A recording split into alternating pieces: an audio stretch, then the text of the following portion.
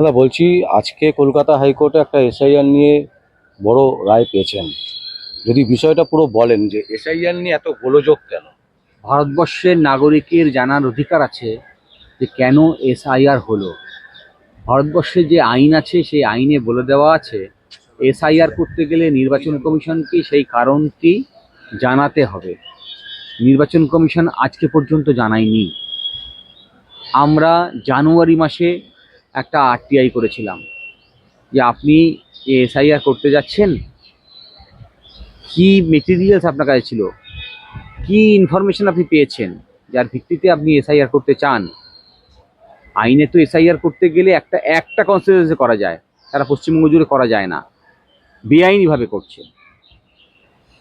তাহলে রিভিশন করা যায়, অ্যাডিশনাল অল্টারেশন করা যায়, সেটা প্রত্যেকটা ইলেকশনে করতে হবে, বাই ইলেকশন আগেও করতে হবে, সেটাই আইন। স্পেশাল রিভিশন করতে গেলে কারণ দেখাতে হবে যে এই কারণে করতে হচ্ছে। তাহলে আপনি যদি বলেন যে একজন বিদেশি নাগরিক যাতে ভোটাধিকার প্রয়োগ না করে তা নিশ্চিত করতে গেলে আমাকে এসআইআর করতে হবে, এছাড়া তো অন্য কোনো কারণ হতে পারে না। দেশের নাগরিক তো সবার ভোটাধিকার যাতে প্রয়োগ করতে পারে সেটা নিশ্চিত করা দায়িত্ব ইলেকশন কমিশন। তাহলে এমন কেউ ভোট দিতে পারে যার ভোটাধিকার নেই, তার মানে সে বিদেশের নাগরিক। তাহলে সেই তথ্য নিশ্চয়ই আপনার কাছে আছে, আমাকে দিন।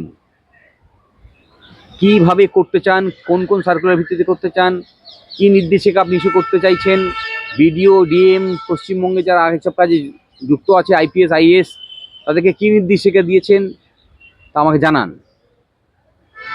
জানাইনি। ফলে 9 ফেব্রুয়ারি অ্যাপেলেট অথরিটি সিপিআইও, ইলেকশন কমিশন অধীন যে সেন্ট্রাল পাবলিক ইনফরমেশন অফিসার, তাকে নির্দেশ দেয় সমস্ত তথ্য আমাকে দেওয়ার জন্য, এবং কশন দেওয়া হয় 7 দিনের মধ্যে না দিলে পেনাল মেজার নেওয়া হবে। তারপরও দেওয়া হয়নি। আজকে ওই জন্যই হাইকোর্টে মামলা করতে হয়। হাইকোর্ট নির্দেশ দিয়েছে 7 দিনের মধ্যে এই সমস্ত ইনফরমেশন আমাকে দিতে। তো আশা করা যায় কলকাতা হাইকোর্টের রায়কে মান্যতা দেবে এই নির্বাচন কমিশন। নির্বাচন কমিশন তো সংবিধানকেও মান্যতা দিচ্ছে না, দেশের আইনকেও মান্যতা দিচ্ছে না, আরটিআই অথরিটিকেও মান্যতা দিচ্ছে না। আমি এখন দেখছি কলকাতা হাইকোর্টের নির্দেশ দিয়েছে, যে আমি আশা করছি যে অ্যাটলিস্ট কলকাতা হাইকোর্টকে মান্যতা দেবে। দেখা যাক তারা। তিনি মান্যতা দিচ্ছে না কেন? মানে তিনি তো ভারতবর্ষেরই একজন নাগরিক, ভারতবর্ষের মানে সাংবিধানিক দেখুন, কাজ করছেন। এর আগে আমি বলেছি যে ভারতবর্ষে নাগরিকরা যেটা ওদের চাহিদা, যা ওরা এক্সপেক্ট করে, প্রত্যাশা করে, তা হচ্ছে আইনের শাসন প্রতিষ্ঠা হবে, রুল অফ ল প্রিভেল করবে। এটাই তো আমরা চাই সকলে। এখন দেশের প্রধানমন্ত্রী থেকে শুরু করে রাজ্যের মুখ্যমন্ত্রী সবাই সংবিধানের শপথ নিয়েছেন। আপনারা একটা যে কোনো সাধারণ নাগরিকের কাছে যান, তৃণমূলের সমর্থকের কাছে যান, বিজেপির সমর্থকের কাছে যান, গিয়ে বলুন যে সংবিধান এই আইনের কথাটা বলেছে, এই অধিকারের কথাটা বলেছে, আপনার প্রধানমন্ত্রীকে দিচ্ছে। উনি নির্দ্বিধায় বলবেন যে না, যদি তাকে ভয় দেখানো না হয়। তাহলে যতগুলো অথরিটি যাদের রাষ্ট্র ব্যবস্থা পরিচালনার দায়িত্বে আছেন, তারা সংবিধানের শপথ নিয়ে সংবিধানের সঙ্গে দ্বিচারিতা করছেন, সংবিধানের ম্যান্ডেটকে মানছেন না, দেশের নাগরিকের সঙ্গে ফ্রড করছেন। তাহলে সেখানে একমাত্র দেশের নাগরিকই পারে সেটাকে আটকাতে।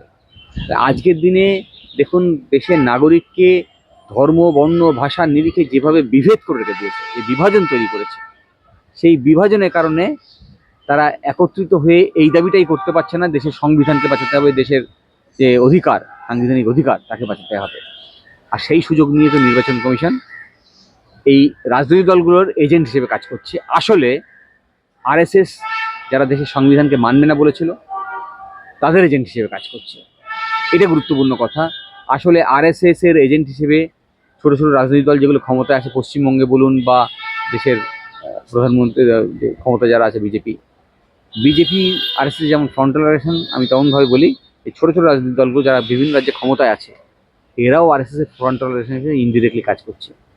আরএসএস কিন্তু তাদের হিন্দুত্বকে প্রতিষ্ঠা করার জন্য যা যা করণীয় তাই চেষ্টা করছে। আর সেই জন্যেই মালদা, মুর্শিদাবাদ, উত্তর চব্বিশ পরগনা, দিনাজপুর, এসব জায়গায় দেখবেন যে 54%, 60%-এর কাছাকাছি একটা কনস্টিটিউয়েন্সিতে মাইনরিটি ভোটারকে বাদ দেওয়া হয়েছে। ফলে যারা সংখ্যা অপেক্ষাকৃত দুর্বল, অর্থনৈতিকভাবে, সামাজিকভাবে, শিক্ষায়, হ্যাঁ, আদিবাসী, দলিত, হ্যাঁ, মুসলিম, হ্যাঁ, আদার শিখ, জৈন, আদার মাইনরিটিস, তাদের নাম বাদ চলে গেছে এসআইআর থেকে। যাদের ক্ষোভ তৈরি হয়েছে, যারা এই ব্যান্ডিটে প্রজাতান্ত্রিক রাষ্ট্র, আমাদের রিপ্রেজেন্টেটিভকে আমরা নির্বাচিত করব, তাহলে সেই প্রজাতান্ত্রিক যে কনসেপ্টটা, সেই প্রজাতন্ত্রের কনসেপ্টটাকেই ধ্বংস করে দেওয়ার জন্য নির্বাচন কমিশন আরএসএস এর এজেন্ট হিসেবে কাজ করছে। তার জন্য এই অবস্থা। বলছি যে এতজন মানুষের মৃত্যু হয়ে গেল এসআইআরে, মানে এর দায় কে নেবে? এর দায় নির্বাচন কমিশনকে নিতে হবে, এবং আমি বলবো নির্বাচন কমিশনের বিরুদ্ধে মার্ডার কেস রুজু করা উচিত। কারণ এইখানে নির্বাচন কমিশন প্রত্যক্ষভাবে, পরোক্ষভাবে বলবো না, প্রত্যক্ষভাবে মার্ডার কেসে জড়িত। এই সমস্ত মৃত্যু, এটা খুন, এটা সাধারণ মৃত্যু নয়, এটা খুন নির্বাচন কমিশনের চক্রান্তের কারণ।